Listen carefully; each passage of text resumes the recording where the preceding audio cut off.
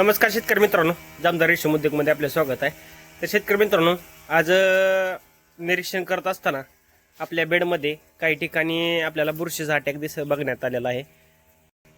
बुरशी कशी ओळखायची? तर हिला बारीक असे केस आल्यावर दिसतात आणि ही एकदम असे सफेद कलरची आहे बुरशी.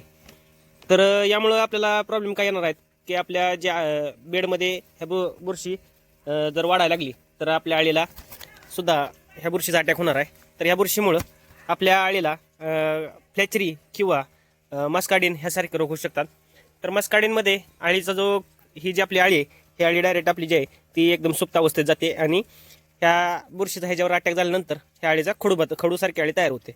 आणि फ्लॅचरीमध्ये डायरेक्ट आळी ही काळी पडून जागेवरती मरण पावते. तर यासाठी आपण आता आज धानुकाचं M45 हे घेणार आहोत. हे धानुकाचं M45 आहे, हे कॉन्टॅक्ट फंगिसाइड म्हणून आपण ओळखलं जातं. तर याच्यामध्ये घटक आहे मेनकाझाईम 75% हा घटक आहे. काही वेळेस ह्याच्यामध्ये डायटेनियम 45 हाही घटक येतो. या दोन्हीपैकी कोणतेही घटक आपल्याला असतील तर ते चालून जातील. तर शेतकरी मित्रांनो, आपण याचं प्रमाण घेणार आहे. चुना घेतलेला आहे 1 किलो चुन्यासाठी 1 काड्याची पिठी इतकं याचं प्रमाण असणार आहे.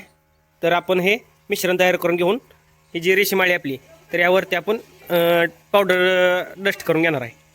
तर शेतकरी मित्रांनो, ह्या आपण धानुकाची M45 पावडर आहे. तर हे आपण अशा पद्धतीनं 8 काड्याचे पेटे घेतलेले आहेत. 8 किलो आपण चुना पावडर घेतलेले. यानंतर आपण याचे सर्व मिश्रण तयार करून घेणार आहोत आणि आळीवरती डस्टिंग करणार आहोत.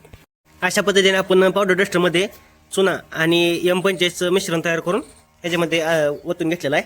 तर चुन्याचं काम असतं की जी काय आपल्या बेडमधील ह्युमिडिटी आहे ती आर्द्रता कमी करण्याचं चुन्याचं काम होतं आणि M45 आहे ते बुरशी मारण्याचं काम करणार आहे. तर चला तर आपण ही पावडर डस्टिंग करून घेऊया.